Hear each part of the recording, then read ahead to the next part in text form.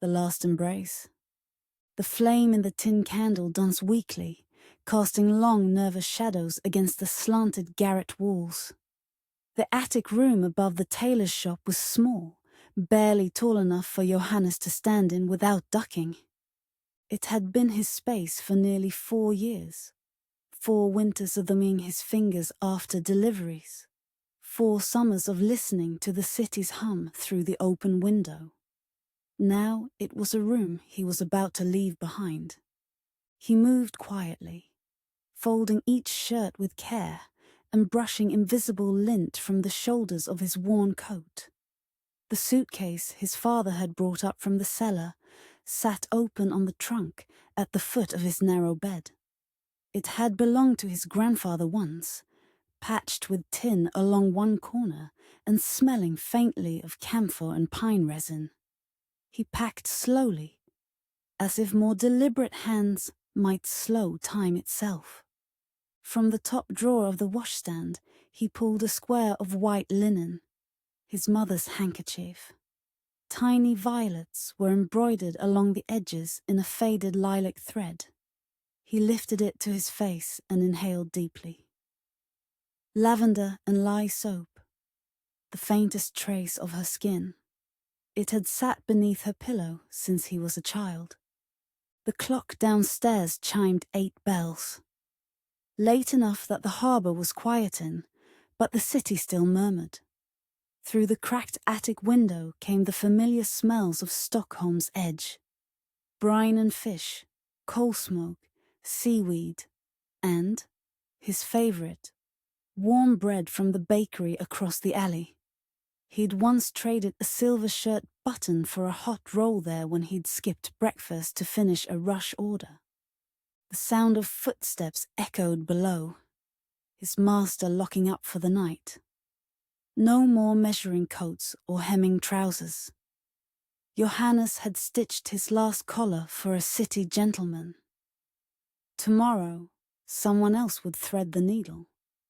On the street corner, a burst of laughter rose. Familiar voices. Boys he'd known since they were 12. Boys he'd eaten cardamom buns with in the back of the shop, when frost turned the window panes to lace. Boys who would walk the same cobbled streets tomorrow. He would not. He reached under his bed and pulled out the bundle of letters. Uncle Lars in Chicago. Cousin Wilhelm in Kansas. Notes written in sprawling script, full of promises. There is work, there is bread, there is room.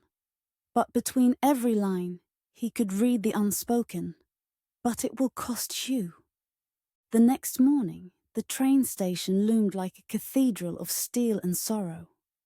The platform was slick from melted frost, and Johannes's boots echoed too loudly as he walked along the stone edge, each step too quick, his pulse out of rhythm with his heart.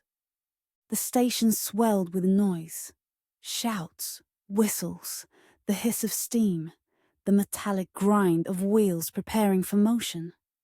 Around him, other travellers hugged bundles and baskets. Mothers kissed babies. Soldiers clasped hands with brothers. Johannes saw them all through a kind of underwater haze. And then, his mother.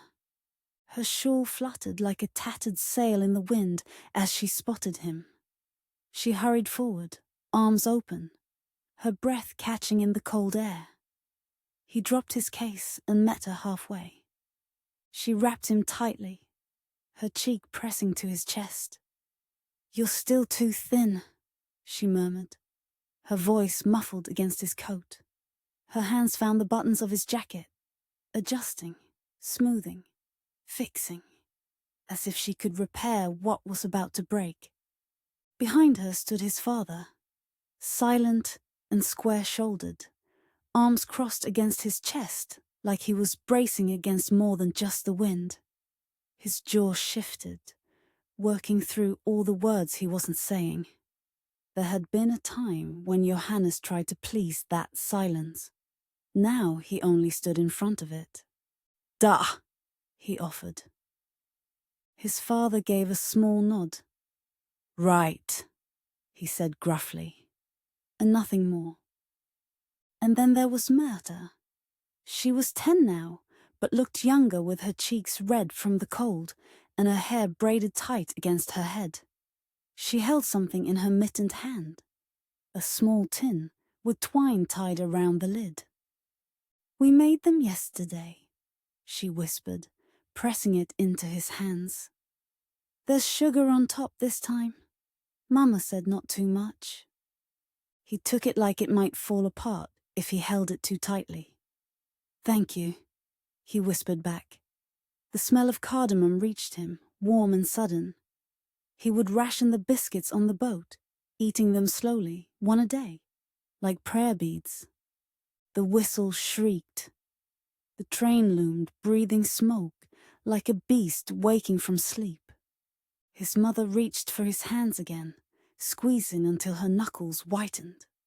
Her eyes were fierce now, though wet at the edges. Promise to write. Promise you won't forget us. I promise. The words caught in his throat like a pin pulled through cloth too quickly. A final embrace, her arms around his back, his father's rough palm on his shoulder. Myrta's mitten brushing his sleeve. Then the conductor's call, all aboard! He climbed the metal steps, heart hammering in his chest. The door clanged shut behind him.